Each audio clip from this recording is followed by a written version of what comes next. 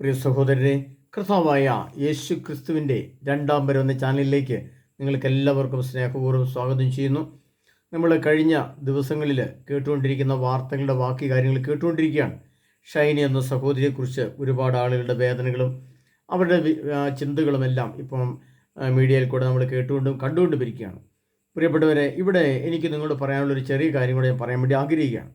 അതെന്താണെന്ന് ചോദിച്ചാൽ, നമ്മളിപ്പോൾ ക്രിസ്ത്യാനികളെ സംബന്ധിച്ചിടത്തോളം നമ്മൾ നോമ്പ് കാലത്തിലേക്ക് കയറി എന്ന് നമ്മൾ പറഞ്ഞു കഴിഞ്ഞു.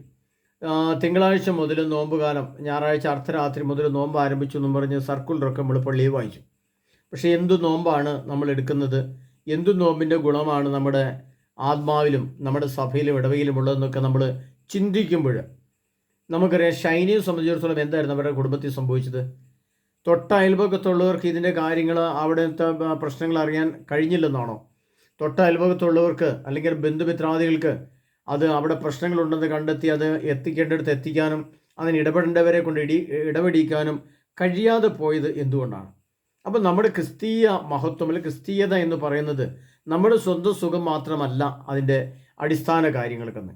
നമ്മൾ ക്രിസ്തുവിന് വേണ്ടിയിട്ട് നമ്മൾ ജീവിക്കുകയും ക്രിസ്തുവിനെ പ്രഘോഷിക്കുകയും ക്രിസ്തുവിലായിരിക്കുകയും ചെയ്യാന്ന് പറഞ്ഞാൽ വേദനിക്കുന്ന ഒരു മനുഷ്യനെ കണ്ടെത്തുക എന്നുള്ളതാണ് എൻ്റെ അടിസ്ഥാനം. നമ്മുടെ ഇടവകയിലായിക്കോട്ടെ, മറ്റടുത്ത ഇടവകയിലായിക്കോട്ടെ, അല്ലെങ്കിൽ നമ്മുടെ അറിവിലോ പരിചയത്തിലോ ബന്ധത്തിലോ സ്വന്തത്തിലോ പെട്ടതായിക്കോട്ടെ, നമ്മുടെ ഉത്തരവാദിത്വം ചുമതല എന്ന് പറഞ്ഞാൽ മറ്റുള്ളവരുടെ വേദന, മറ്റുള്ളവരുടെ ആകുലത, മറ്റുള്ളവരുടെ കുറവുകൾ, പ്രശ്നങ്ങൾ, കലുഷിതമായ ജീവിതങ്ങൾ, ഡൈവോഴ്സ് ചെയ്യാൻ വേണ്ടി വെമ്പി നിൽക്കുന്ന കേസുകൾ, ഒരു കുടുംബത്തിൽ തന്നെ ഭാര്യ ഭർത്താവിന് രണ്ടായിട്ട് കഴിയുന്നവർ, ഭാര്യയെ ഉപേക്ഷിച്ച് ഭർത്താവ് മാറിപ്പോയി താമസിക്കുന്നത്, ഭർത്താവിനെ ഉപേക്ഷിച്ച് വിട്ടുപോയി, ഇങ്ങനെ നൂറ് കേസുകളുമായിട്ട് നൂറ് പ്രശ്നങ്ങളുമായിട്ട് കഴിഞ്ഞു പോകുന്ന കുടുംബങ്ങളെ കണ്ടെത്താൻ ഇടവക വികാരിക്കോ കഴിയുന്നില്ല, അല്ലെങ്കിൽ വികാരിക്ക് അറിയാമെങ്കിൽ പ്രതികരിക്കുന്നില്ല. ഇനി ഇടവക ജനത്തിന് കഴിയുന്നില്ല, അല്ലെങ്കിൽ കഴിഞ്ഞാൽ അതിന് പ്രതികരിക്കാൻ കഴിവുള്ളവരാരും പ്രതികരിക്കുന്നില്ല. ഇനി കമ്മിറ്റിക്കാർക്ക് കഴിയുന്നില്ല, അത് അവർക്കും കണ്ടെത്താൻ കഴിയുന്നില്ല. ഇത്തരത്തിൽ ഞാൻ ചോദിക്കും, നമ്മുടെ ക്രിസ്തീയത നമുക്ക് എന്ത് പ്രയോജനമാണ് തരുന്നത് നമ്മൾ ചിന്തിക്കേണ്ട സമയമാണിത്. പ്രിയപ്പെട്ടവരെ, നമ്മൾ നോമ്പിലേക്ക് കടന്നിരിക്കുന്ന സമയത്ത് ഞാൻ നിങ്ങൾ ചെറിയൊരു ആഹ്വാനം ചെയ്യുകയാണ്. നമ്മൾ ഈ 50 നോമ്പ് കാലഘട്ടത്തിൽ 50 ദിവസവും ദേവാലയത്തിൽ പോകുന്നതിലോ 50 ദിവസം വിശുദ്ധ ബലി സംബന്ധിക്കുന്നതോ ഒരു കാര്യവുമില്ല. പ്രിയപ്പെട്ടവരെ, ഒരു ഗുണവുമില്ല എന്ന് ഞാൻ അങ്ങ് പറഞ്ഞു വയ്ക്കുകയാണ്. ചെറിയ ഗുണമൊക്കെ നിങ്ങൾ ഉണ്ടെന്ന് കണക്ക് കൂട്ടിക്കൂ. എന്നാൽ നിങ്ങൾ ചെയ്യേണ്ടത് എന്താണ്? ഈ 50 ദിവസവും നിങ്ങൾ നിങ്ങളുടെ കുടുക്കയിലോ നിങ്ങളൊരു പുസ്തകത്തിലോ അല്ലെങ്കിൽ നിങ്ങളുടെ അക്കൗണ്ടിലോ ഒരു ചെറിയ തുക, അത് 5 രൂപയായിക്കോട്ടെ, 10 രൂപയായിക്കോട്ടെ, 100 രൂപയായിക്കോട്ടെ, ഇട്ട് ഡെപ്പോസിറ്റ് ചെയ്ത് ഈ 50 ദിവസവും നമ്മൾ കഴിക്കുന്ന ഒരു അരി നമ്മൾ അരി വെക്കാൻ വേണ്ടി, കഞ്ഞി വെക്കാൻ വേണ്ടി അരി വാരി ഇടുമ്പോൾ 1 കിലോ 1 കിലോ അരി എടുക്കുമ്പോൾ അതിൽ നിന്ന് ഒരു പിടി അരി 50 ദിവസം മാറ്റിയിട്ടാൽ നമ്മൾ എല്ലാം കൂടി കഴിഞ്ഞാൽ 50 ദിവസം കഴിയുമ്പോൾ ഒരു 5 കിലോ അരിയെങ്കിലും ഉണ്ടാവും. നല്ല കുത്തിരിയോ റേഷനരി എന്തും ആയിക്കോട്ടെ. പ്രിയപ്പെട്ടവർ, നമ്മുടെ അടുത്തുള്ളവർ, അല്ലെ നമ്മുടെ ഇടവകയുടെ അടുത്തുള്ളവർ, എനിക്കറിയാം ഞങ്ങളുടെയൊക്കെ മലമ്പ്രദേശങ്ങളിൽ, ഞങ്ങളുടെ ഇടവകയോട് ചേർന്ന് ധാരാളം മലമ്പ്രദേശങ്ങളും സാധാരണക്കാരുമായിട്ടുള്ള മനുഷ്യരവിടെയുള്ള ധാരാളം ആൾക്കാർ കൂലിപ്പണിക്ക് പോകുന്നതാണ്. അത് ഭാര്യയും ഭർത്താവും കൂലിപ്പണിക്ക് പോകുന്നവരുണ്ട്, ഭർത്താവ് മാത്രം കൂലിപ്പണിക്ക് പോകുന്നവരുണ്ട്, ഭർത്താവിന് അസുഖമായിട്ട് കിടക്കുമ്പോൾ ഭാര്യ മാത്രം കൂലിപ്പണിക്ക് പോകുന്നവരുണ്ട്, വിധവകളുണ്ട്, ക്യാൻസർ രോഗം ബാധിച്ച വിധവകളുണ്ട്, അല്ലെങ്കിൽ വിധവയല്ലാതെ തന്നെ രോഗാവസ്ഥയിലുള്ളവരുണ്ട്, പ്രായാധിക്യം കൊണ്ട് 70ഉം 72ഉം വയസ്സായ ഭാര്യ ഭർത്താക്കന്മാർ, അതിൽ തന്നെ രോഗികൾ, അവരുടെ മക്കൾക്കൊക്കെ വലിയ വിദ്യാഭ്യാസമോ ജോലിയോ ഒന്നുമില്ല, വിദേശ ജോലി ആരുമില്ല, അതും കൂലിപ്പണിക്കും ഓട്ടോറിക്ഷ ഓടിച്ചോ ഒക്കെ ആയിട്ട് ജീവിക്കുന്നവർ, അല്ലെങ്കിൽ ചെറിയ മേസ്തിരിപ്പണി എടുത്ത് ജീവിക്കുന്നവർ, അങ്ങനെ സാമ്പത്തികമായിട്ട് ഒരുപാട് തകർന്ന കുടുംബങ്ങൾ നമ്മുടെ ഇടവകയുണ്ട്. നമ്മുടെ ക്രിസ്തീയ വിശ്വാസവും ക്രിസ്തീയ കൂട്ടായ്മയും ക്രിസ്തീയ നോമ്പിൻ്റെ അടിസ്ഥാനം എന്ന് പറഞ്ഞാൽ പാവപ്പെട്ടവരുമായിട്ടും വിധവകളുമായിട്ടും കഷ്ടപ്പെടുന്നവരുമായിട്ട് നമ്മുടെ സമ്പത്ത് പങ്കുവയ്ക്കുക, അവർക്ക് കൊടുക്കുക എന്നുള്ളതാണ്. നമ്മൾ ചെറിയ പൈസ ഒരു ഇടവകയിൽ തന്നെ നമുക്ക് ആലോചിക്കാം.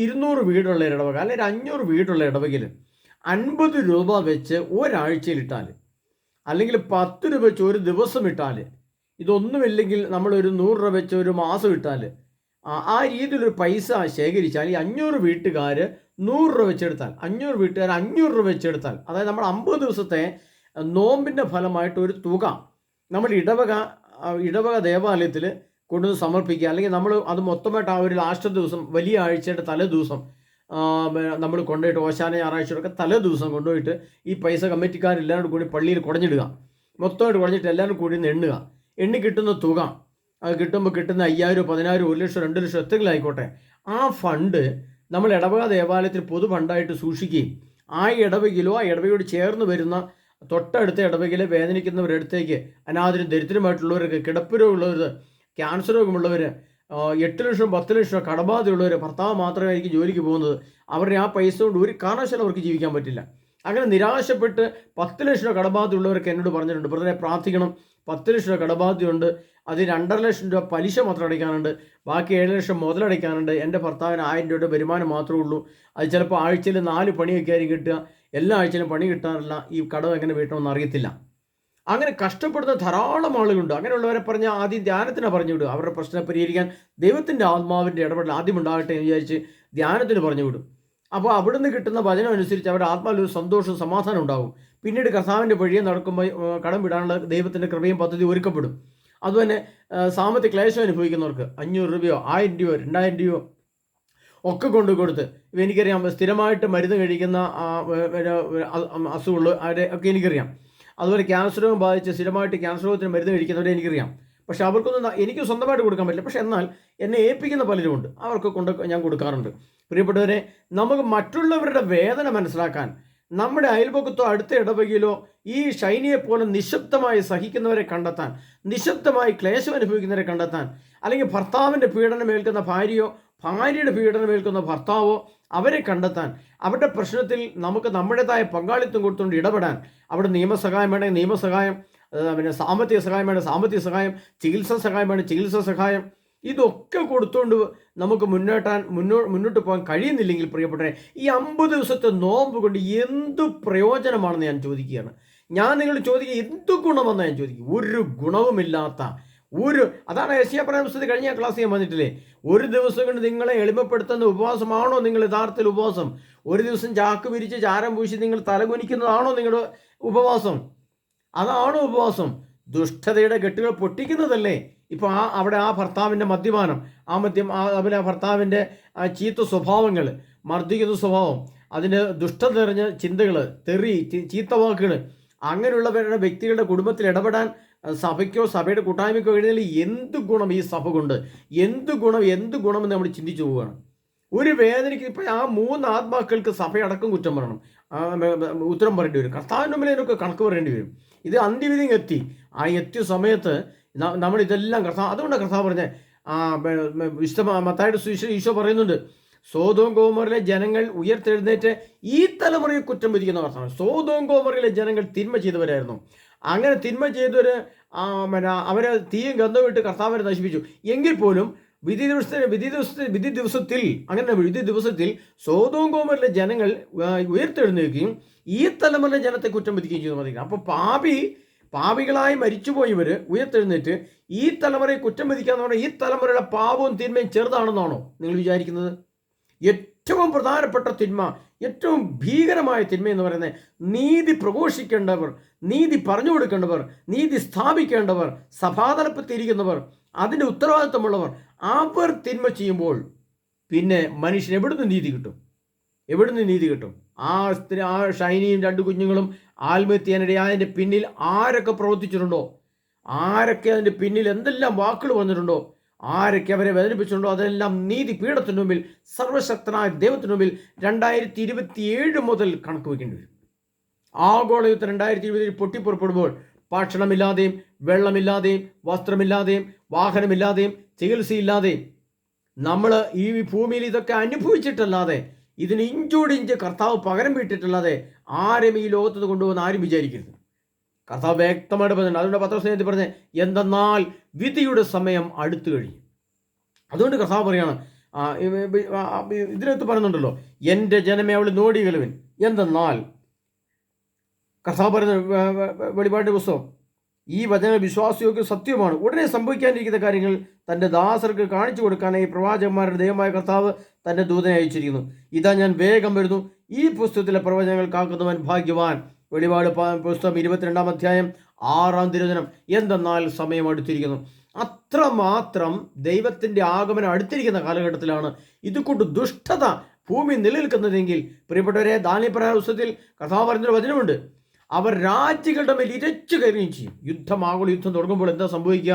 ഓരോ രാജ്യങ്ങളും അതിൻ്റെ എതിർ രാഷ്ട്രങ്ങളിലേക്ക് ഇരച്ചു കയറും. അപ്പോൾ കർത്താവ് പറയുന്ന ദാനിയേൽ പറയുന്ന പുസ്തകത്തിൽ പറയുന്നൊരു വചനമുണ്ട്, അവർ തീരദേശങ്ങളിലേക്ക് തിരിഞ്ഞ് അവയിൽ പലതും അവയെല്ലാം പിടിച്ചെടുക്കുന്നതാണ്. അവർ തീരദേശങ്ങളിലേക്ക് തിരിയും. യുദ്ധത്തിൻ്റെ മുന്നോടിയായിട്ട് നിൽക്കുന്ന രാഷ്ട്രങ്ങൾ തീരദേശങ്ങളിലേക്ക് തിരിയും എന്ന് പറഞ്ഞാൽ അതിനർത്ഥം താഴേക്കിടയിലുള്ള, അതായത് ഉത്തര ധ്രുവത്തിൽ നിന്നും ഇളകി വരുന്ന ആ ടീമുകൾ ഈ കടൽ തീരം പോലെയുള്ള സ്ഥലങ്ങളിലേക്ക്, താഴേക്കിടയിലുള്ള രാജ്യങ്ങളിലേക്ക്, അതിൻ്റെ സ്ഥലങ്ങളിലേക്ക് തിരിയുകയും അത് മുഴുവൻ പിടിച്ചെടുക്കുകയും അത് നശിപ്പിക്കുകയും ചെയ്യുന്ന സാഹചര്യം വരും. അപ്പോൾ നമ്മളൊക്കെ കടൽ തീരത്ത് കിടക്കുന്നവരാണ്. എങ്ങനെ നോക്കിയാലും നമുക്ക് രക്ഷയില്ല. കടൽ കയറി കടലിലേക്ക് വന്നാലും നമുക്ക് രക്ഷയില്ല. ഇത്തരം സ്ഥലങ്ങൾ മറ്റുള്ളവർ നശിപ്പിക്കുകയോ പിടിച്ചെടുത്ത് ചെയ്താലും നമുക്ക് രക്ഷയില്ല. അപ്പോൾ എവിടെയും ദൈവത്തിൻ്റെ പിടുത്തം വരുമെന്നുള്ള ഉറപ്പാണ്. ഇവിടെ ദൈവത്തിൻ്റെ മുമ്പിലെ നീതി പ്രഘോഷിക്കാൻ, ദൈവത്തിന് മുമ്പിൽ അല്പം സ്നേഹം കൊടുക്കാൻ, ദൈവത്തിൻ്റെ സ്നേഹം ഒരല്പം വേദനയ്ക്ക് കൊണ്ടു കൊടുക്കാൻ സഭയ്ക്കോ കഴിയുന്നില്ല, ക്രിസ്ത്യാനികൾക്ക് കഴിയുന്നില്ല, നോമ്പ് കൊണ്ട് കഴിയുന്നില്ല. പിന്നെ ഈ കാപട്യം ആരെ കാണിക്കാനാണ് പ്രിയ സഹോദരങ്ങളെ? ചിന്തിച്ച് സൂക്ഷിച്ച് ഉത്തരം കണ്ടെത്തി വെച്ചോ. ഇല്ലെങ്കിൽ കർത്താവിൻ്റെ നീതിപീഠത്തിന് മുമ്പിൽ നമുക്ക് നിൽക്കാനുണ്ട്. നമുക്ക് നേരെ നിൽക്കാൻ പോലും സാധിക്കില്ല. നമ്മൾ വീണുപോകും. വീണവനെ എഴുന്നേൽപ്പിക്കാൻ കൈതരുന്നവനല്ല പിന്നെ കർത്താവ്. ഇപ്പോൾ വീണ് കിടക്കുന്ന കർത്താവെ കരുണയായിരിക്കണമേ, രക്ഷിക്കണേ, അപ്പാ നിങ്ങൾ ക്ഷമിക്കണമേ, കരുണയായിരിക്കണമേ പറഞ്ഞാൽ കരം നീട്ടിയാൽ ഒരുപക്ഷെ കർത്താവ് കരത്തിൽ പിടിച്ചേക്കും. അതുകൊണ്ടാണ് കർത്താവ് പറയുന്നത്, ഇപ്പോൾ മുതൽ കർത്താവിൽ മൃതിയടയുന്നവർ ഭാഗ്യവാന്മാർ. കർത്താവിൻ്റെ തിരുവചനം കേട്ട് പ്രിയപ്പെട്ടവരെ, ഈ 50 നോമ്പ് കൊണ്ട് ഫലവത്തായ ഒരു ആത്മീയ അനുഭവം നമുക്കുണ്ടാകണമെങ്കിൽ നമ്മൾ പങ്കുവയ്ക്കൽ പരിപാടികൾ ആരംഭിക്കണം. ഞാൻ പറയുന്ന എൻ്റെ ഒരു വ്യക്തിപരമായ അഭിപ്രായത്തിൽ പറയുന്നത്, ഞാൻ പണ്ട് എൻ്റെ ഇടവകയിലും തുടങ്ങിയായിരുന്നു. ഞാൻ തന്നെ പറഞ്ഞ് അന്നത്തെ വികാരിച്ചനോട് പറഞ്ഞ്, അന്നത്തെ വികാരിച്ചനായിരുന്നു, ഒരു 6-8 വർഷങ്ങൾക്ക് മുമ്പ് എൻ്റെ ഇടവകയിലിരുന്ന വികാരിച്ചനോട് ഞാൻ ചെന്ന് പറഞ്ഞു, അച്ഛാ നമുക്കിങ്ങനെ ഒരു സംവിധാനം എൻ്റെ മനസ്സിൽ തോന്നുന്നുണ്ട്, നമുക്ക് ചെയ്യണം. അച്ഛനെ അതിനെപ്പറ്റി എന്ത് പറയുന്നു പറഞ്ഞപ്പം അച്ഛനെ പള്ളി പിടിച്ച് പറയുകയും പള്ളിയുടെ മോണ്ടടുത്ത് കുറച്ച് ബക്കറ്റും ഒരു വലിയ വല്ലക്കൊട്ടയൊക്കെ വെച്ചു. അതിനകത്ത് ധാരാളം ആൾക്കാർ വെളിച്ചെണ്ണ, പാക്കറ്റ് വെളിച്ചെണ്ണയായിട്ടും അരിയായിട്ടും പിന്നെ പച്ചക്കറികളായിട്ടും പഞ്ചസാര, അരി ഒക്കെ സാധനങ്ങൾ കൊണ്ടുവന്നിടുകയും പച്ചക്കറികളിലൊന്ന് വെക്കുകയും അതെല്ലാം എടുത്തുകൊണ്ട് ഞാൻ മുറി കൊണ്ട് വെക്കും. അച്ഛൻ അത് ഇഷ്ടമുള്ള ആൾക്ക് അച്ഛൻ്റെ അഭിപ്രായത്തിൽ കൊണ്ട് കൊടുക്കും. ധാരാളം അനാഥ മന്ദിരങ്ങളും സംരക്ഷിക്കപ്പെടുന്ന സ്ഥലങ്ങളിലേക്ക് അച്ഛൻ ആ സമ്പത്ത് കൊണ്ടു കൊടുക്കുന്നൊരു പതിവുണ്ടായിരുന്നു. അങ്ങനെ അത് തുടർന്ന് വരണം നമ്മൾ. പക്ഷെ അത് എന്തുകൊണ്ടൊക്കെ നിന്നുപോയി. അപ്പം നന്മ പ്രവർത്തികൾക്ക് ആർക്കും താല്പര്യമില്ല. ഈ 50 ദിവസത്തെ നോമ്പ് കൊണ്ട് 50 ദിവസവും നമ്മൾ പൈസ സൂക്ഷിച്ചു വെച്ച് ആ പണവും അതിനായിട്ട് സൂക്ഷിക്കുന്ന അരിയും അതിനുള്ള പച്ചക്കറികളും നമ്മൾ ഒരു വേദനയ്ക്ക് നാളെ കണ്ടെത്തി കൊടുക്കണം. ആ കൊടുക്കുന്നതാണ്, യേശു നാമത്തിൽ കൊടുക്കുന്നതാണ് നമ്മുടെ നോമ്പിൻ്റെ യഥാർത്ഥ ഫലം എന്ന് പറയുന്നത്. അതുകൊണ്ടാണ് കർത്താവ് പറഞ്ഞത്, ദൈവരാജ്യം എന്ന് പറഞ്ഞാൽ ഭക്ഷണമോ പാനീയമോ അല്ല, പ്രത്യേക നീതിയും സമാധാനവും പരിശുദ്ധാത്മാവിൻ്റെ സന്തോഷമത്രേ. പരിശുദ്ധാത്മാവിൻ്റെ സന്തോഷം പരിശുദ്ധാത്മാവിൻ്റെ ഫലങ്ങളാണ്. പരിശുദ്ധാത്മാവിൻ്റെ ഫലങ്ങൾ എന്ന് പറയുന്നതോ ഇതുകൊണ്ട് സത്പ്രവൃത്തികളാണ്, നന്മ പ്രവൃത്തികളാണ്. ഉപവാസവും പ്രാർത്ഥനയും 50 ദിവസം നമ്മൾ നീക്കുമ്പോൾ എന്താ ചെയ്യേണ്ടത്? നമ്മൾ ഇറച്ചി മീനൊക്കെ ഉപേക്ഷിച്ചു കുഴപ്പമില്ല. പക്ഷേ എന്ത് ചെയ്യണം? ഈ 50 ദിവസവും നമ്മൾ മൊബൈൽ ഫോണിൽ പൈസ ഇടാതെ സൂക്ഷിക്കണം. നമ്മൾ ടെലിവിഷനിൽ പൈസ ഇടാതെ സൂക്ഷിക്കണം. പത്രമാസികൾ നിർത്തണം. നമ്മൾ ഇതിൻ്റെ വായന കാര്യങ്ങളുടെ പിന്നാലെ പോകരുത്. ചുരിദാർ ഉപയോഗിക്കരുത്. ചുരിദാറിൻ്റെ ഉപയോഗവും അതിൻ്റെ വാങ്ങലും നിർത്തണം. എല്ലാ മേഖലയിലും വിശുദ്ധി കൊണ്ടെന്നറിയാൻ എന്നിട്ടൊരു പൈസ ശേഖരിച്ചു വെച്ച് അത് യേശുവിൻ്റെ നാമത്തിൽ, കർത്താവ് എസ്.കെ. പറയുന്നുണ്ട്, വിധവകളുടെയും അനാഥരുടെയും ഞെരുക്കങ്ങളിൽ അവരുടെ സഹായത്തിനെത്തുക, ലോകത്തിൻ്റെ ഏൽക്കാതെ തന്നെ കാത്തു സൂക്ഷിക്കുക. പക്ഷി സമൃദ്ധിയും പ്രൗഢിയും ആഢ്യത്വവും ഉണ്ടായിരുന്നിട്ടും അനാഥരെയും ദരിദ്രരെയും വിധവകളെയും തുണച്ചില്ല എന്ന് എസ്.കെ. പറയും. എന്തുകൊണ്ടാണ് കർത്താവ് നമ്മളെ തിന്മയ്ക്ക് വിട്ടുകൊടുക്കുന്നത്? എസ്.കെ. പറഞ്ഞിട്ടുണ്ട്. അതിന് മുൻ ക്ലാസ്സുകളിൽ ഞാൻ പറഞ്ഞിട്ടുണ്ട്. പ്രിയപ്പെട്ടവരെ, നമുക്ക് പക്ഷി സമൃദ്ധിയും പ്രൗഢിയും ആഢ്യത്വവും സമ്പത്തും സ്ഥാനമാനങ്ങളും, മക്കളൊക്കെ വിദേശത്ത് 2 നില വാർക്ക വീട്, വലിയ കാറ് എല്ലാം ഉണ്ട്, സമൃദ്ധിയുണ്ട്. പക്ഷേ നമ്മൾ അനാഥരെയും ദരിദ്രരെയും വിധവകളെയും തുണച്ചില്ല. അവർക്ക് വേണ്ടി അവരെ നമ്മൾ ഓർത്തില്ല. അവർക്ക് വേണ്ടി ഒരു ധനസഹായം ചെയ്തില്ല. വേദനിക്കുന്നിടത്തേക്ക് നമ്മൾ പോയില്ല. നമ്മുടെ വീട്ടിൽ പെട്രോൾ അടിച്ച ഫുൾ ടാങ്ക് കാർ കിടപ്പുണ്ട്. ഫുൾ ടാങ്ക് എണ്ണ അടിച്ച വണ്ടി നമ്മുടെ കിടപ്പുണ്ട്. അത് ബൈക്കായിക്കോട്ടെ, കാറായിക്കോട്ടെ, അത് ജീപ്പായിക്കോട്ടെ, ഏത് വണ്ടിയും ആയിക്കോട്ടെ. ഒരു അനാഥ മന്ദിരത്തിലേക്ക് ഒരു കിണ്ടൽ അരിയും കയറ്റിയിട്ട് നമ്മുടെ ഏതെല്ലാം വാഹനം പോയിട്ടുണ്ട്? സ്വന്തം വാഹനം. നമ്മുടെ സ്വന്തം വാഹനത്തിനകത്ത് എണ്ണയടിച്ച് അതിനകത്ത് 1 കിണ്ടൽ അരിയും മേടിച്ച് വെച്ച് അനാഥരുടെയോ ദരിദ്രരെയോ വിധവകളുടെ വീട്ടിലേക്ക് പോയിട്ടുണ്ടോ? നമ്മൾ സിനിമാശാലയിലേക്ക് പോയിട്ടുണ്ടാവും, സിനിമ കാണാൻ പോയിട്ടുണ്ടാവും, ഷോപ്പിംഗ് കോംപ്ലക്സിലേക്ക് പോയിട്ടുണ്ടാവും, നമ്മൾ ടൂറിന് പോയിട്ടുണ്ടാവും. പക്ഷേ ഈ യേശുവിൻ്റെ നാമത്തിൽ കുറച്ച് അരിയും മേടിച്ച് കുറച്ച് പൈസയും ശേഖരിച്ച് ഒരു അനാഥരെയും ദരിദ്രരെയും വിധവകളെയൊക്കെ സംരക്ഷിക്കുന്ന സ്ഥലങ്ങളുണ്ട്. വൃദ്ധമന്ദിരങ്ങൾ, അഗതി മന്ദിരങ്ങൾ. അല്ലെങ്കിൽ അത്തരം വിധവകളൊക്കെ ആയിട്ടുള്ള ഒറ്റയ്ക്ക് താമസിക്കുന്ന പാവപ്പെട്ടവരുണ്ട്. ക്യാൻസർ രോഗം ബാധിച്ച് പൈസയില കിടന്ന് നട്ടം തിരിയുന്ന ഭവനങ്ങളുണ്ട്. അങ്ങോട്ട് എൻ്റെ വണ്ടി ഓടിച്ചു പോയിട്ട് അവർക്ക് ഒരു ധനസഹായം ചെയ്യാനോ അവർക്ക് അരി കൊടുക്കാനോ അവർക്ക് ഒരു ആശ്വാസമോ കൊടുക്കാനോ നമ്മുടെ വാഹനം ഉപയോഗിച്ചിട്ടുണ്ടോ? നമ്മൾ പോയിട്ടുണ്ടോ? പ്രിയ സഹോദരരെ, നമ്മുടെ ഈ 50 നോമ്പ് കൊണ്ട് നമുക്ക് ഫലം ചൂടാൻ കഴിയുന്നില്ലെങ്കിൽ 50 ദിവസം 50 അന്ധകാര ദിനങ്ങളായിട്ട് നമുക്ക് മാറും. ഇത് നമുക്ക് എതിർഫലം ചെയ്യും. നമ്മൾ പാലിക്കുന്നില്ലെങ്കിൽ, അത് പരിശുദ്ധാത്മ ഫലം ചൂടുന്നില്ലെങ്കിൽ അത് എതിർഫലങ്ങളായിട്ട് വരും. 50 ദിവസം നിന്റെ ശാപത്തിൻ്റെ ദിവസങ്ങളായിട്ട് മാറും. അതുകൊണ്ടാണ് കർത്താവ് പറഞ്ഞത്, ശപിക്കപ്പെട്ടവരെ എന്നിൽ നിന്നാകുന്ന പിശാചിനും അവൻ്റെ ദൂതന്മാർക്കുമായി സജ്ജമാക്കിയിരിക്കുന്ന നിത്യാഗ്നിയിലേക്ക് പോവിൻ. എന്തെന്നാൽ ഞാൻ വിശന്നു, ഞാൻ രോഗിയായിരുന്നു, കാരാഗ്രഹത്തിലായിരുന്നു, ഞാൻ നഗ്നനായിരുന്നു, എന്നെ നിങ്ങൾ ആശ്വസിപ്പിക്കാൻ വന്നില്ല. എനിക്ക് വേണ്ടി ഈ എളിയവരിൽ ഒരുവന് ചെയ്തപ്പോൾ അത് എനിക്ക് തന്നെയാണ് ചെയ്യുന്ന കർത്താവ് പറഞ്ഞ വചനം ഈ 50 നോമ്പിലാണ് നമ്മൾ ഓർക്കേണ്ടത്. അതിനാൽ പ്രിയ സഹോദരൻ, നമ്മളൊരു തുക മാറ്റി വയ്ക്കണം. 50 ദിവസത്തേക്ക് നമ്മൾ ഉപേക്ഷിക്കുന്നത് മാത്രമല്ല, അതിൻ്റെ കൂടി പൈസ നമ്മൾ സൂക്ഷിച്ച് വെക്കണം. എന്നിട്ട് ഈ 50 ദിവസം വീടുന്നതിന് മുമ്പ്, ഒരു വലിയ ആഴ്ച തുറക്കുന്നതിന് മുമ്പ് നമ്മൾ പോകണം. അങ്ങനെയുള്ളവരെ തേടി പോകണം, അന്വേഷിക്കണം, കണ്ടെത്തും. ധാരാളം ആളുകളുണ്ട് വേദനിക്കുന്നവർ, സാമ്പത്തിക ക്ലേശം അനുഭവിക്കുന്ന ഒരുപാട് ഭവനങ്ങളെ എനിക്കറിയാം. പ്രിയപ്പെട്ടവരെ, അങ്ങനെയുള്ള ഭവനങ്ങളിലേക്ക് നമ്മുടെ കണ്ണും കാതും എത്തുമ്പോഴാണ്, നമ്മുടെ മനസ്സും ശരീരം എത്തുമ്പോഴാണ്, നമ്മുടെ ഹൃദയം അവർക്ക് വേണ്ടി 1 മണിക്കൂർ മാറ്റിവെക്കുമ്പോഴാണ്, അവരുടെ വീടുകളിൽ നമ്മൾ ചെന്ന് അവരുടെ ക്ഷേമാന്വേഷണം നടത്തുമ്പോഴാണ് ഈ 50 നോമ്പിൻ്റെ യഥാർത്ഥ ഫലം ചൂടുന്നതെന്ന് മനസ്സിലാക്കാൻ ഇനിയും വൈകിയാൽ ഇനി അടുത്തൊരു 50 നോമ്പ് നമ്മുടെ മുമ്പിൽ ഉണ്ടാകണമെന്നില്ല പ്രിയപ്പെട്ടവരെ. അത് നിങ്ങൾ മനസ്സിലാക്കണം. നമുക്കൊരു 50 നോമ്പ് അടുത്ത കൊല്ലം ഇല്ല. അടുത്ത മിന്നത്തേക്കുള്ളൊരു 50 നോമ്പ് നമ്മുടെ മുമ്പിലില്ല. ഏതു നിമിഷം എന്തു സംഭവിക്കാം ഈ ലോകത്ത്. ആഗോള യുദ്ധം ഏത് നിമിഷം പൊട്ടിപ്പുറപ്പെടാം. വലിയ ദുരന്തങ്ങൾ നമ്മുടെ വീട്ടിലേക്ക്, നമ്മുടെ നാട്ടിലേക്ക്, ലോകത്ത് സംഭവിക്കാം. അപ്പോൾ അടുത്ത കൊല്ലം ഒരുങ്ങാം, അല്ലെ അടുത്ത ആഴ്ചയിൽ ഒരുങ്ങാം നമ്മൾ ചിന്തിച്ചിട്ടുണ്ടെങ്കിൽ അത് ഏറ്റവും വലിയ മൗഢ്യമായിരിക്കും. ഇപ്പോൾ തീരുമാനിക്കണം, ഈ നിമിഷം ഞാൻ എൻ്റെ യേശുവിൻ്റെ നാമത്തിൽ പലതും ചെയ്യാൻ ആഗ്രഹിക്കുന്നു, പലതും ചെയ്യാൻ ഞാൻ തയ്യാറെടുക്കുന്നു എന്ന് തീരുമാനിച്ചുകൊണ്ട് ഇപ്പോൾ തന്നെ എൻ്റെ നടപടി ആരംഭിക്കണം. ഇപ്പോൾ തന്നെ ഒരു 100 രൂപ, ഒരു 500 രൂപ ഒരു ബുക്കിനകത്ത് മടക്കി ഈ 50 ദിവസം പൂർത്തിയാകുമ്പം അതിൻ്റെ കൂടെ ബാക്കി കുറച്ച് പൈസയും കൂടി ഇട്ടുകൊണ്ട് ഞാൻ ഏതെങ്കിലും പാവപ്പെട്ടവരെ കണ്ടെത്തും, അല്ലെങ്കിൽ അങ്ങനെയുള്ള സ്ഥലങ്ങൾ അന്വേഷിച്ച് കണ്ടെത്തും. ഇല്ലെങ്കിൽ പ്രിയപ്പെട്ടവർ അങ്ങനെയുള്ളവരുടെ അഡ്രസ്സും കാര്യങ്ങളും നമ്മൾ ചോദിച്ചാൽ മതി, നമ്മൾ തരാം. നിങ്ങൾ അവരുടെ അക്കൗണ്ടിലേക്ക് അയച്ചു കൊടുത്തു, എൻ്റെ അക്കൗണ്ടിലേക്ക് ഒന്നും അയക്കണ്ട. കൊടുക്കണം, യേശുവിൻ്റെ നാമത്തിൽ കൊടുക്കണം. പ്രിയപ്പെട്ടവരെ, എൻ്റെ യേശുവിൻ്റെ നാമത്തിൽ ഇത് 5000 ഞാൻ കൊടുക്കുന്നു എന്ന് പറഞ്ഞ് കൊടുക്കണം. അത് ജീവൻ്റെ വസ്തുതി വരും. അല്ലാതെ 50 ദിവസത്തെ നോമ്പെന്നുകൊണ്ട് നമ്മൾ ഷൈനിയുടെ അവസ്ഥ എന്തായിരുന്നു? അത് നമ്മുടെ മുമ്പിൽ ചോദ്യചിഹ്നമാണത്. എന്തുകൊണ്ട് നമ്മൾ അങ്ങനെയുള്ള ആൾക്കാരെ കണ്ടെത്തുന്നില്ല? എന്തുകൊണ്ട് അങ്ങനെയുള്ള വേദനയ്ക്ക് നമ്മൾ അറിയുന്നില്ല? എന്തുകൊണ്ട് നമ്മൾ അവരുടെ മുഖം തിരിക്കുന്നു? നീതി കാണിച്ചു കൊടുക്കേണ്ടവർ പോലും അനീതി ചെയ്തപ്പോൾ നമ്മൾ ഈ ഭൂമിയിൽ ആരെ വിശ്വസിക്കും? ആരുടെ മുമ്പിൽ നമുക്ക് നീതി ലഭിക്കും? കർത്താവായ യേശു ക്രിസ്തുവിന്റെ ക്രോധം, അത് റോമക്കാർക്കെഴുതിയ ലേഖനം 1-ാം അധ്യായം അതിൻ്റെ 18-ാം തിരുവചനം, റോമർ 18 മുതൽ വായിച്ചു നോക്കണം. ദൈവത്തിൻ്റെ ക്രോധം ആകാശത്ത് നിന്ന് പ്രത്യക്ഷപ്പെടുന്നു എന്നാ വന്നിരിക്കുന്നത്. ആ പ്രത്യക്ഷപ്പെടുന്നത് എന്താണ്? ക്രോധം മിസൈലായിട്ടാണ് പ്രത്യക്ഷപ്പെടുന്നത്. അത് വന്ന് വീഴുന്ന ഭാഗം അഗ്നിയാണ്. ഇത്തരം കുറ്റകൃത്യങ്ങൾ ചെയ്യുന്നവർ മരണാർഹരാണെന്ന ശിക്ഷ അറിഞ്ഞിരുന്നിട്ടും അവർ അത് തന്നെ ചെയ്യുന്നു. അപ്പോൾ മരണത്തെ നമ്മൾ ചോദിച്ചു വാങ്ങരുത് പ്രിയപ്പെട്ടവരെ. 50 ദിവസത്തെ നോമ്പ് കൊണ്ട് നമുക്കൊരു ചെറിയ 500 രൂപയുടെ നന്മയെങ്കിലും ചെയ്യാൻ സാധിക്കണം. അതാണ് നമ്മുടെ നോമ്പ്. എല്ലാ ദിവസവും പള്ളിയിൽ പോയിട്ട് വരുന്നതിലല്ല നോമ്പ്.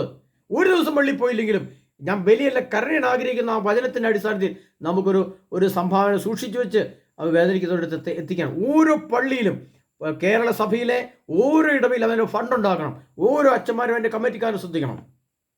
ഓരോ ഇടവകയിലും ഓരോ രൂപതയിലും നമ്മൾ ഇത്തരം കാര്യങ്ങൾക്ക് വേണ്ടി ഫണ്ട് ഉണ്ടാക്കുകയും അത് നോമ്പ് കാലങ്ങളിൽ ശേഖരിക്കുകയും അത് അർഹതപ്പെട്ടെടുത്ത് കൊണ്ട് എത്തിക്കുകയും ചെയ്യുന്ന സംവിധാനം നമുക്ക് വേണം. അല്ലെങ്കിൽ നമുക്കിത് പുണ്യമായി ചെയ്യാൻ, അതുകൊണ്ട് കർത്താവ് നിങ്ങൾ എനിക്ക് ചെയ്തില്ല എന്നാണ് പറഞ്ഞത്. ഞാൻ നഗ്നനായിരുന്നു, നിങ്ങൾ എന്നെ ഉടുപ്പിച്ചില്ല, നീ എന്നെ ഉടുപ്പിച്ചില്ല എന്നല്ല കർത്താവ് പറഞ്ഞത്.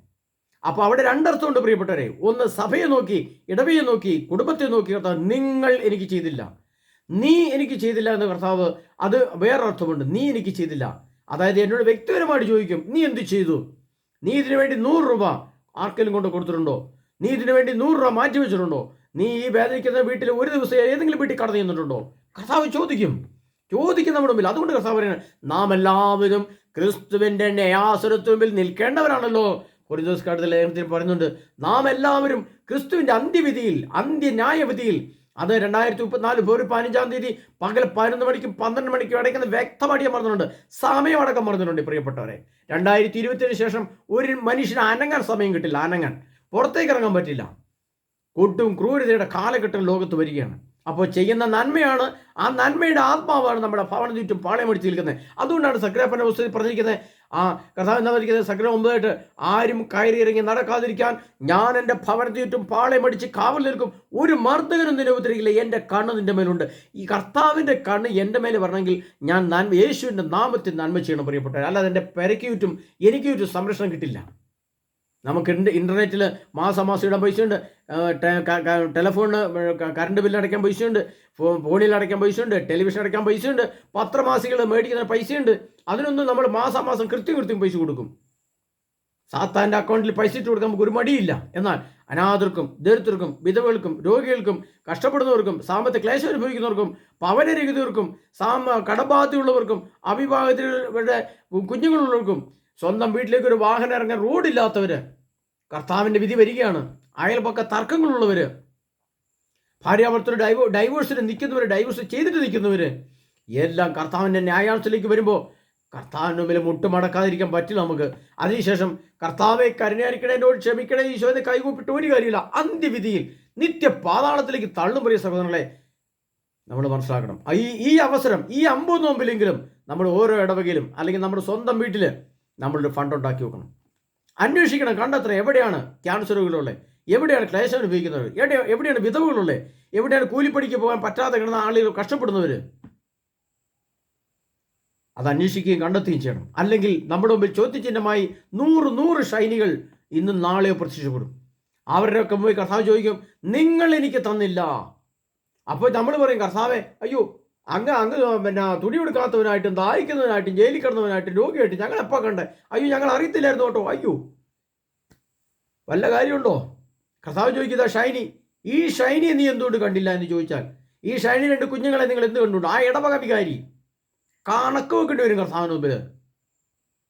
ആ ഇടവ ജനങ്ങൾ, ബന്ധുജനങ്ങൾ കണക്ക് വെക്കേണ്ടി വരും കർത്താവിന് മുമ്പിൽ. എന്തുകൊണ്ട് അവരുടെ പ്രശ്നങ്ങളിൽ ഇടപെട്ടില്ല? സമൂഹം ഇടപെടണം, സമൂഹം ഇടപെടണം, ഇടവകൾ ഇടപെടണം, നീതിപീഠം ഇടപെടണം. ഹല്ലേലൂയ. കർത്താവായ യേശുവേ, പ്രിയ സഹോദരരെ, നമ്മൾ ഈ 50 നോമ്പ് വെറുതെ തള്ളിക്കളയരുത്. കുറച്ച് ഇറച്ചി മീനും മുട്ടയും പാലും വിലങ്ങി എന്ന് പറഞ്ഞ് വിലക്കി വെക്കാനുള്ളതല്ല 50 നോമ്പ്. അത് നീ വാരി വിഴുങ്ങിയോ, എത്ര വിഴുങ്ങിയാലും കുഴപ്പമില്ല. പക്ഷേ എത്ര പള്ളിയിൽ പോയിട്ടും കാര്യമില്ല, എത്ര ഇറച്ചി മീനും കഴിക്കാതിരുന്നിട്ടും കാര്യമില്ല. വെളിപാട് 22:14 വെച്ച് പറയണം പ്രിയപ്പെട്ടവരെ, മാനസാന്തരമല്ല, പശ്ചാത്താപമല്ല ഇനി ആവശ്യം, ഇനി രൂപാന്തരീകരണമാണ്. മാനസാന്തരം എന്താണ്? അനുതാപം, പശ്ചാത്താപം, മാനസാന്തരം. പിന്നീടാണ് മൂന്നാമത്തെ ഘട്ടമാണ്. 3 ഘട്ടം കഴിഞ്ഞു, 4ാമത്തെ രൂപാന്തരീകരണം. നിന്റെ മനസ്സിൻ്റെ നവീകരണം വഴി രൂപാന്തരം പ്രാപിക്കാൻ കർത്താവ് പറഞ്ഞിട്ടുണ്ട്. ആ രൂപാന്തരം എന്ന് പറഞ്ഞാൽ ഒറ്റ സെക്കൻഡിൽ ഒരു മനുഷ്യൻ്റെ മാനസാന്തരത്തെയാണ് രൂപാന്തരണം എന്ന് പറയുന്നത്. ഒറ്റ സെക്കൻഡിലെ മാനസാന്തരം. കർത്താവിൻ്റെ വചനം കേട്ടു, ആ സെക്കൻഡിൽ ഈ ലോകത്തിലെ എല്ലാ അശുദ്ധിയും വലിച്ചെറിയുന്ന മാനസാന്തരം, അതാണ് രൂപാന്തരീകരണം. ആ രൂപാന്തരണത്തിൽ നീ ഒരുങ്ങിയില്ലെങ്കിൽ കർത്താവിൻ്റെ അന്ത്യവിധി ഇങ്ങെത്തും. 27, 30 ജൂൺ, 33, 2024 ഫെബ്രുവരി 15. ഞാൻ പലപ്പോഴായിട്ട് പറഞ്ഞിട്ടുള്ള ഡേറ്റുകളാണ്, ഓർമ്മിച്ചു വെച്ചോ. ഇതിന് രക്ഷപ്പെട്ടില്ല മനുഷ്യൻ. കർത്താവിൻ്റെ സംരക്ഷണം, സർവശക്തനായ യേശു ക്രിസ്തുവിൻ്റെ സംരക്ഷണ കോട്ട എനിക്ക് ചുറ്റും, എൻ്റെ ഭവനത്തിന് ചുറ്റും നിത്യജീവനായിട്ട് കിട്ടാനും മറ്റ് സംരക്ഷണം കിട്ടാനും, രോഗങ്ങളിൽ നിന്നും പീഡകളിൽ നിന്നും രക്ഷപ്പെടുന്നതിനും ആ സംരക്ഷണം കിട്ടണമെങ്കിൽ കർത്താവിൻ്റെ മുമ്പിൽ ഇതുപോലെ യേശുവിൻ്റെ നാമത്തിൽ ചെയ്ത നന്മ പ്രവൃത്തികളുടെ ആത്മാവായിരിക്കും നിങ്ങൾക്ക് സംരക്ഷണം തരുന്നത്. അല്ല വെറുതെ ഒരു 50 ദിവസം കടന്നു പോകാനുള്ള അല്ല പ്രിയ സഹോദരങ്ങളെ.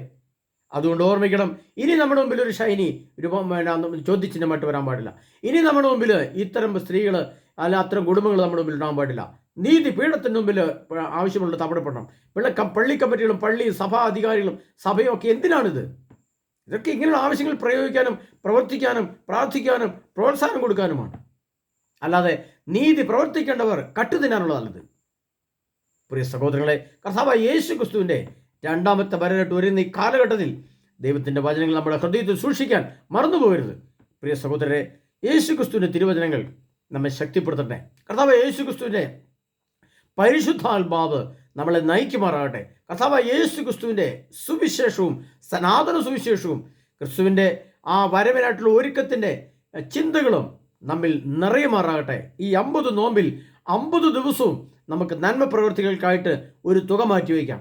അത് അനാഥരെയും ദരിദ്രരെയും കടബാധ്യതയുള്ളവരെയും ക്യാൻസർ രോഗികളെയും നിരാലംബരെയും കണ്ടെത്തുകയും അവർക്ക് കൊടുക്കാനും നമുക്ക് ഉത്സുകരാകാം. അങ്ങനെ 50 ദിവസത്തെ അഭിഷേക ആത്മീയ കൃപ നമ്മൾ നിറയാൻ 50 ദിവസത്തിന് വേണ്ടി നമ്മൾ കാത്തിരുന്ന് നന്മ പ്രവൃത്തി ചെയ്യണം പ്രിയപ്പെട്ടവരെ. അങ്ങനെ വേണം ഈ 50 ദിവസം കടന്നു പോകാൻ. കാരണം അടുത്ത വർഷം 50 നോമ്പ് എന്ന് പറയുന്ന സംഭവം ഒരുപക്ഷെ അടുത്ത വർഷം കിട്ടിയേക്കാം. എന്നാൽ പിന്നത്തെ വർഷം പിന്നീട് 50 നോമ്പ് എന്ന സംഭവം നമുക്കുണ്ടായിരിക്കില്ല, ലോകത്തുണ്ടായിരിക്കില്ല. 2027 50 നോമ്പില്ല. ഓർത്ത് വെച്ചോ പ്രിയ സഹോദരങ്ങളെ. 2024 ഒരു 50 നോമ്പ് കൂടെ കിട്ടിയാൽ മഹാഭാഗ്യം ഒന്ന് കൂട്ടിയാൽ മതി. കാരണം ലോകം യുഗാന്ത്യത്തിലാണ്.